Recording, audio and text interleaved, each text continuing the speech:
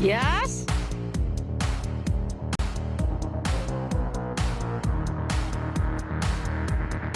Đây là cái xe hôm bữa tụi mình nẹt bô nha các bạn.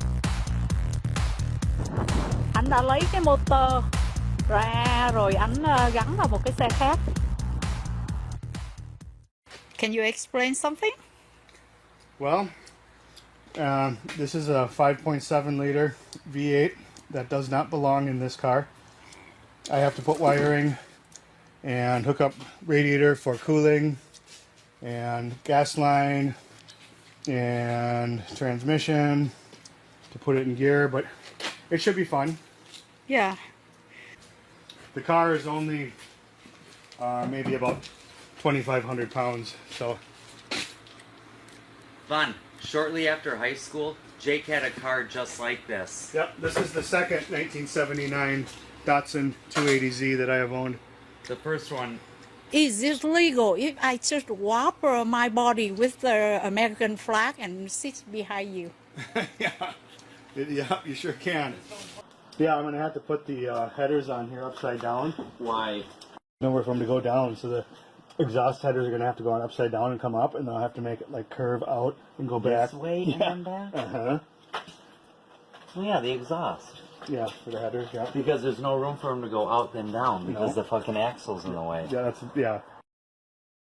Where is it supposed to mount? Here's where the gas lines hook up. Actually, I guess I can get to them right here. I can get to the gas lines from up here, but I could probably repipe them right out of there. The gas lines from the old car come in right here. So I gotta get them hooked up to there. And then the throttle, I'm gonna take the throttle out of the old truck and hook that up. It's gonna be, I mean, it's like, seems bad, but. I left my fingerprint right here. How about the brand name? Yeah, it's a Datsun 280Z. See? Compound radial arm chop saw. Saw machine. Saw, yeah, I If mean anything. Where's the... Okay, so this is the beginning of the 1979 Datsun 280Z engine swap. This is the stock 2.8 liter, which has some sort of timing issue. Other than that, seems to be a really good motor, compression-wise. Just kind of everything's there. This is a 5-speed. We're going over to an automatic. The replacement motor is out of a 2000 3/4 ton Chevy Silverado. This is a 5.7 liter with the Vortec heads. It's got 300,000 miles on it. I believe this motor from the factory was 255 horsepower. Very likely it will end up with at least a single turbo on it, and then I believe this is the 4L80 transmission that's behind it. And the transmission seems to be super solid. Good little transmission there. Anyway, took me about probably 4 hours or so to get that out of the Silverado with wiring harness and everything attached. I can pretty much drop it in, hook a battery up to it. Of course, we'll need to hook up some oxygen sensors and fuel pump and things like that, but that should go together into the new vehicle pretty darn easy. And I took the measurements on this. This is about a 70-inch long motor from the front of the fan, which is a water pump mounted fan, which I may end up eliminating and going electric, to the yoke on the back of the transmission, roughly about 70 inches, and then both motors are about 20 or to 22 inches wide, so both motors and tranny setups have about the same length and width. And then surprisingly, the motor mounts on these two motors are almost an identical location to the rear of the transmission, which is what the most important measurement's going to be there. So I've heard it's possible to do this. This will be my first engine swap. I don't know for sure how smooth it's going to go, but so far it seems like it's going to be a pretty painless deal. So we'll see. Anyway, we'll put together another video once we get the motor out of this and we start the dropping in of the next one process.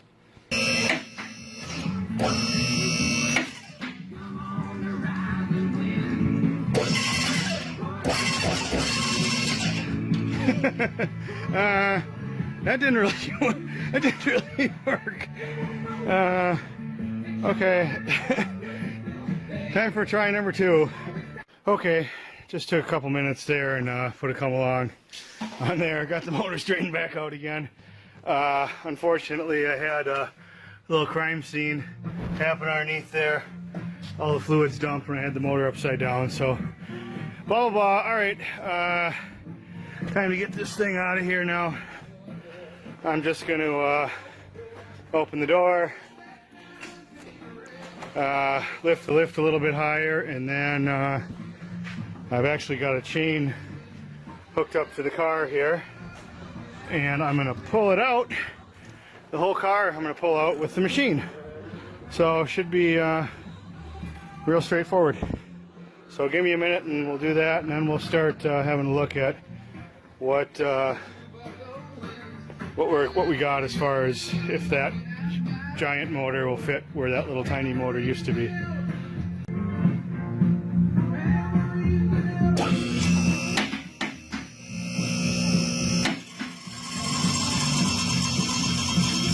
And that's max height for the lift. Pretty much. Looks like it might just be enough here. Just gonna push this car back by hand a little. Ugh. Yep, not quite making it. So, for our next trick, I need to grow a third arm here. I'm just gonna climb inside the engine bay, lift the back of the motor up, and push the car all at once. So, I'm not gonna be able to film that. Okay, that took a minute. I had to just call my good friend Superman so he could come and lift that motor up and push the car back with one hand and lift the motor with the other. But I got it done. So so much for using the Bobcat, I guess. Anyway, clean up a mess, get this motor on the ground, and move ahead. Okay,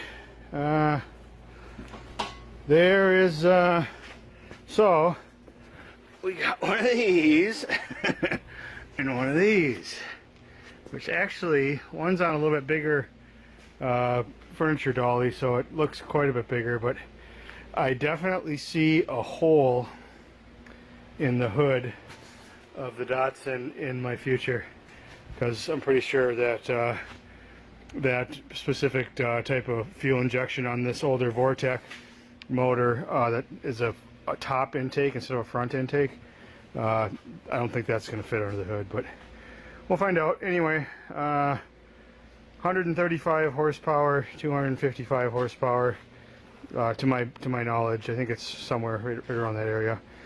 Anyway, so 120 horsepower jump should do pretty good, not to mention about 250 foot-pounds of torque, which is really what I'm after, because what I'm trying to accomplish here is to build a toy that will do donuts and things like that, not necessarily looking for anything other than a car that will look good while destroying the rear tires. So anyway, that's going to be it for the day. Okay, it's the next day here, early afternoon.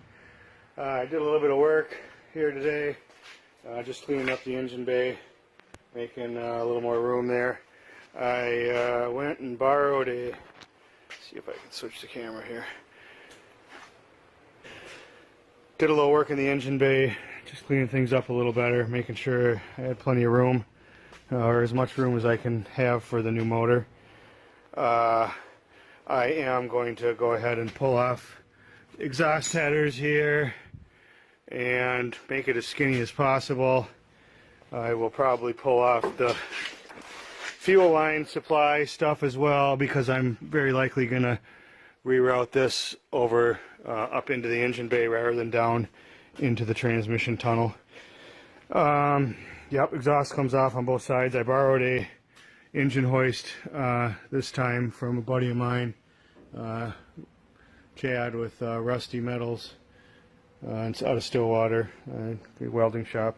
Anyway, engine hoist, rather than using the the 2-post lift, which, and then this thing of course will pivots back and forth for real precise placement of the engine and transmission, so I can hold it in place while I weld up motor mounts and that type of thing.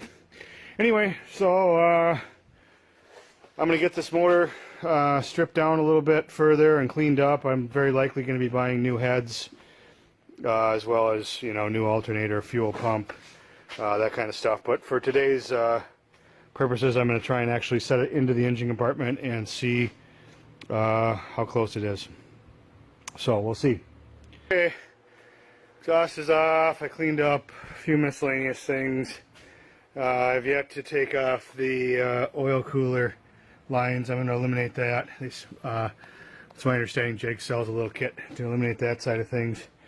Anyway, probably going to take off those stock motor mounts in there. Pretty likely, because I think that I don't need 2 sets of motor mounts, only 1. So anyway, then it'll be time to go in. So we'll next video will probably be showing a motor in a car. Several hours later, motor's in, transmission mount is done. Fits pretty well. Looks really like it was supposed to be there.